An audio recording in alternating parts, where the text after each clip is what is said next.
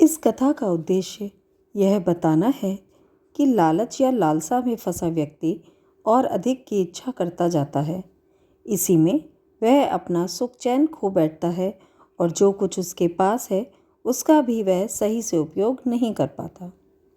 तो आइए शुरू करते हैं आज की कहानी, लालच का फंदा। बहुत पुरानी बात है। एक नाई था, पर वह था राजा का नाई। वह अपनी पत्नी के साथ एक छोटे से घर में रहता था।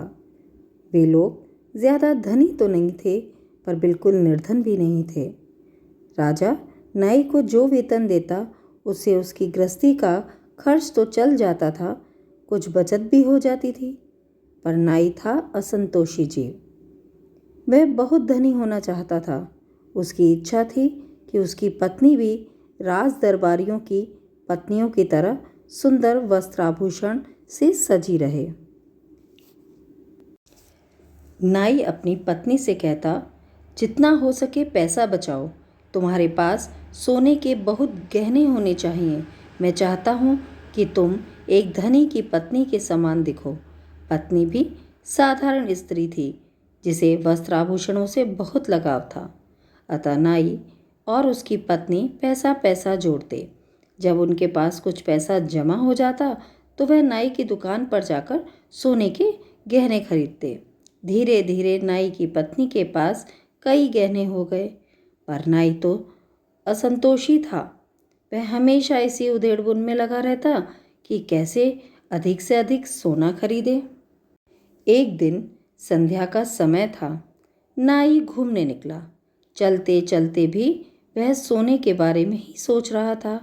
उसे पता ही नहीं चला कि कब जंगल की ओर निकल गया। एक वृक्ष के नीचे बैठकर वह सदा की भांति और सोना पाने का सपना देखने लगा। उसी समय उसे एक अजीब सी आवाज़ सुनाई दी। आवाज़ उसी वृक्ष से आ रही थी। उसे सुनाई दिया, क्या तुम्हें सोना चाहिए? क्या तुम्हें सोना चाहिए? नाई जोर से चिल्लाया, हाँ हाँ, मुझे सोना चाहिए। मुझे बहुत सा सोना चाहिए। मैं धनी होना चाहता हूँ। फिर आवाज़ आई, तुम्हें कितना सोना चाहिए? 7 घड़े सोना काफ़ी रहेगा। नाई जोर से चिल्लाया, 7 घड़े सोना? हाँ हाँ चाहिए, 7 घड़े सोना चाहिए। अभी इतना ठीक रहेगा। ठीक है, तुम घर लौट जाओ।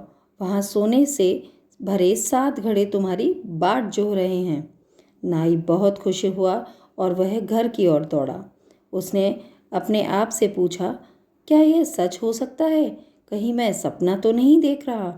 7 घड़े सोना, इतना सोना, क्या सच में? नाई घर तक दौड़ता चला गया। सुनो सुनो, घर पहुंचते ही उसने अपनी पत्नी को पुकारा। आवाज़ सुनकर भागती हुई दरवाजे पर आई। वह बहुत प्रसन्न दिख रही थी। वह नाई का हाथ पकड़कर घर के अंदर ले गई और ज़मीन पर रखे हुए 7 घड़े दिखाए। उस नाई ने देखा, ज़मीन पर 7 घड़े रखे हुए थे। उसने पत्नी से पूछा, तुम जानती हो इन घड़ों में क्या है? अरे सोना है सोना, मैं तुम्हें दिखाता हूँ। उसने पहले घड़े का ढक्कन हटाया। वह घड़ा सचमुच सोने से भरा था। नाई जोर से चिल्लाया, देखा तुमने? अब हम धनी हो गए हैं। हमारे पास सोने से भरे 7 घड़े हो गए हैं। नाई खुशी के मारे पागल सा हो उठा और कमरे में नाचने कूदने लगा। उसकी पत्नी घड़ों के निकट जाकर बैठ गई और एक एक घड़े का ढक्कन हटाकर सोना देखने लगी। साथ ही साथ वह गिनती जा रही थी, 1 2 3 4 5 6। सभी घड़े सोने से भरे थे। जब उसने 7वें घड़े का ढक्कन हटाया तो उसके मुंह से चीख निकल पड़ी। वह चिल्लाई, यह घड़ा तो आधा खाली है। नाई चीखा, क्या कहती हो? यह घड़ा आधा खाली है? कैसे है? वे दोनों उदास हो गए। अंत में नाई बोला, कोई बात नहीं, इस घड़े को हम भरेंगे। यह भी दूसरे घड़ों की तरह भर जाएगा। पत्नी ने पूछा, हम भरेंगे? पर कैसे? नाई बोला, सोने से भरेंगे। तुम्हारे सोने के गहने भी तो हैं, हम उन्हीं से भरना शुरू करेंगे। मैं सुनार से उन गहनों को गलाने के लिए कहूँगा। वह सोना हम घड़े में डाल देंगे। नाई ने पत्नी के गहनों को गलवा कर सोना 7वें घड़े में डाल दिया, लेकिन घड़ा अभी भी नहीं भरा था। नाई और उसकी पत्नी ने सोचा कि अब हम खर्च थोड़ा कम किया करेंगे। खाने पीने पर बहुत खर्च होता है, खाने की चीज़ें कुछ कम खरीदेंगे, तभी तो पैसा जुड़ पाएगा। नाई और उसकी पत्नी ने कम खाना शुरू कर दिया। कुछ ही दिनों में दोनों काफ़ी दुबले हो गए। राजा ने देखा कि नाई बहुत दुबला हो गया है, कुछ चिंतित सा दिखाई देता है, हमेशा की तरह हंसी मजाक की बातें भी नहीं करता। उन्होंने नाई से पूछा, क्या हुआ? आजकल तुम बहुत उदास रहते हो और तुम दुबले भी हो गए हो, क्या तुम बीमार हो? नाई ने कहा, नहीं महाराज, ऐसी कोई बात नहीं, मैं बीमार भी नहीं हूँ, ज़रा पैसे के लिए चिंतित हूँ। राजा ने कहा, चिंता ना करो, मैं तुम्हारा वेतन दुगना किए देता हूँ। क्यों, ठीक है ना? मैं आपको अपने किन शब्दों में धन्यवाद दूँ महाराज?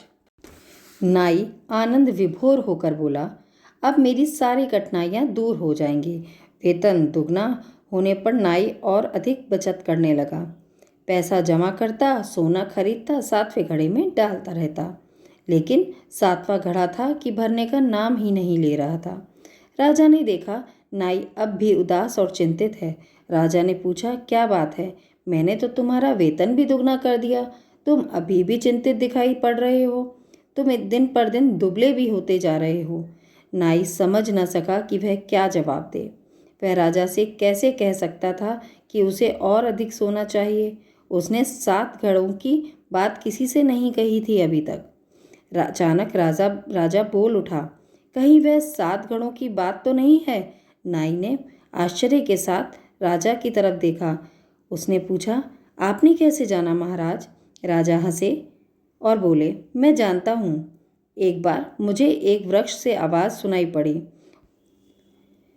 उस आवाज़ ने मुझे 7 घड़े सोना देने की बात कही, पर मैंने देखा 7वां घड़ा आधा खाली था।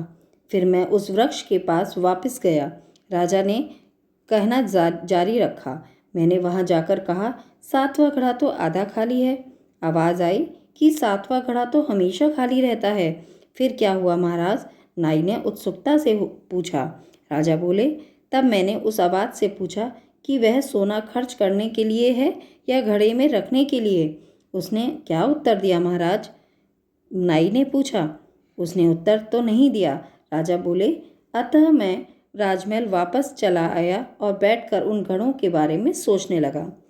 फिर क्या हुआ महाराज? नाई ने उत्सुकता से पूछा। अचानक मुझे एक बात समझ आई कि 7वां घड़ा हमेशा खाली क्यों रहता है। राजा बोले, उस आवाज़ के कहने का अर्थ यह था कि 7वें घड़े को भरने की जितनी भी कोशिश की जाए वह कभी नहीं भरेगा। तब मुझे अनुभव हुआ कि यह 7वां घड़ा तो लालच का फंदा है। इस लालच का कभी अंत नहीं होगा।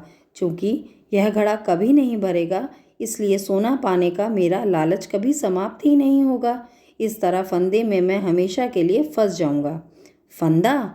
नाई चिल्लाया। हाँ, राजा बोले, वह फंदा ही तो था। वह 7वां घड़ा तृष्णा का घड़ा है। जितना अधिक मिलेगा, तृष्णा उतनी ही अधिक बढ़ती जाएगी।